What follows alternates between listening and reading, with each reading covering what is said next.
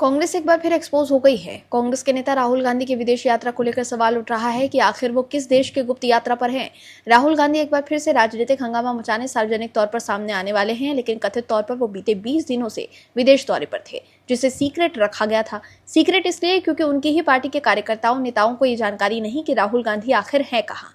बताया जा रहा है कि वो 17 जुलाई 2026 को देहरादून में छात्रों की गूंज कार्यक्रम में सार्वजनिक उपस्थित देंगे। कहा जा रहा है कि राहुल गांधी की विदेश यात्रा की वजह से पटना में छात्रों की गूंज कार्यक्रम को रद्द करना पड़ा था। ऐसे में सवाल यह है कि नीट पर राहुल गांधी काफी आक्रामक थे, लेकिन विदेश यात्रा को लेकर अपना पटना दौरा रद्द कर उन्होंने क्यों यू टर्न ले लिया है। मीडिया रिपोर्ट्स की माने तो राहुल गांधी के सीक्रेट विदेश दौरे की वजह से छात्रों की गूंज कार्यक्रम के कई हिस्सों को रद्द कर दिया गया है। वहीं राहुल गांधी के विदेश यात्रा को लेकर बीजेपी ने भी निशाना साधा है।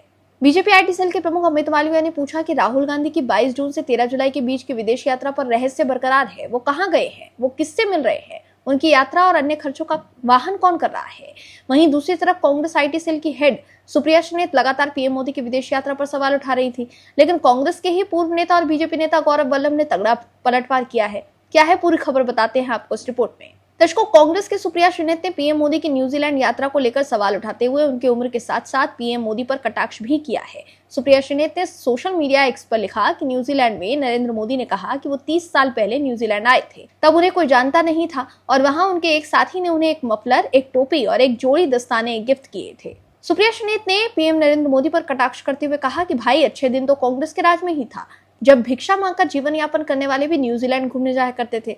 वहीं सुप्रिया श्रीनेत ने पीएम मोदी पर कटाक्ष करते हुए कहा कि 30 साल पहले उनकी उम्र 45 साल थी। उन्होंने पहले यह भी बताया कि वो 17 साल की उम्र तक चाय बेचते थे और ये भी बताया कि 35 साल तक उन्होंने भिक्षा मांगकर अपना जीवन यापन चलाया। तो मतलब 17 + 35 = 52 साल की उम्र तक उन्होंने अपना जीवन चाय बेचने और भिक्षा मांगने में बिताया। उसी दौरान उन्होंने न्यूजीलैंड की यात्रा भी कर ली। भाई, जो भी कहिए, अच्छे दिन तो कांग्रेस सरकार में ही थे। भिक्षा मांगकर जीवन यापन करने वाले भी न्यूजीलैंड घूमने जाया करते थे। वहीं सुप्रिया श्रीनेत की ओर से पीएम मोदी की आलोचना करने पर सोशल मीडिया पर लोगों ने उन पर जमकर भड़ास निकाली है।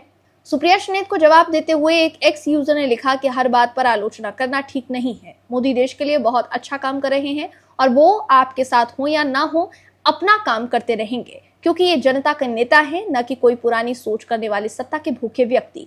वहीं एक दूसरे यूजर ने एक्स पर पोस्ट कर सुप्रिया श्रीनेत को पीएम मोदी की उम्र का असली गणित समझाया।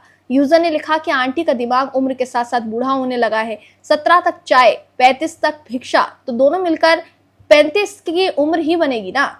वहीं सुप्रिया श्रीनेत ने यह भी दिखाने की कोशिश की थी कि पीएम मोदी विदेश छुट्टियां मनाने जाते हैं, लेकिन पीएम मोदी के इंडोनेशिया, ऑस्ट्रेलिया और न्यूजीलैंड के 3 देशों के दौरे को बीजेपी नेता गौरव वल्लभ ने भारत की वैश्विक आर्थिक और रणनीतिक स्थिति को मजबूत करने वाला बताया। उन्होंने समाचार एजेंसी IANS से बातचीत में ये कहा कि ये दौरा केवल द्विपक्षीय संबंधों तक सीमित नहीं था, बल्कि दुनिया के सामने एक मजबूत इंडो पैसिफिक इकोनॉमिक मॉडल प्रस्तुत करने का प्रयास था।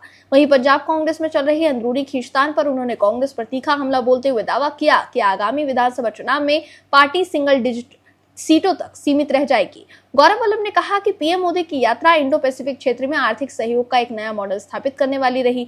तीनों देशों के साथ हुए समझौते आने वाले वर्षों में भारत के व्यापार, निवेश, ऊर्जा, रक्षा, कृषि और तकनीकी विकास को नई गति देंगे। इसके साथ ही गौरव वल्लभ ने यह भी कहा कि ऑस्ट्रेलिया यात्रा के दौरान यूरेनियम और क्रिटिकल मिनरल्स पर विशेष जोर दिया गया। आज बैटरी निर्माण, सेमीकंडक्टर उद्योग और हाईटेक मैन्युफैक्चरिंग के लिए क्रिटिकल मिनरल्स की अहम भूमिका है। भारत और ऑस्ट्रेलिया के बीच इन खनिजों के आयात निर्यात को बढ़ाने, अंतर्राष्ट्रीय व्यापार को मजबूत करने तथा ऊर्जा और शिक्षा क्षेत्रों में सहयोग बढ़ाने पर भी महत्वपूर्ण चर्चा हुई है। तो देखा आपने कैसे बीजेपी ने बता दिया कि पीएम मोदी छुट्टियां मनाने विदेश नहीं जाते हैं, बल्कि उनकी विदेश यात्रा से देश को काफी फायदा होता है। Bureau report, OMS news. आप दर्शकों से विनम्र निवेदन है कि चैनल को सब्सक्राइब जरूर करें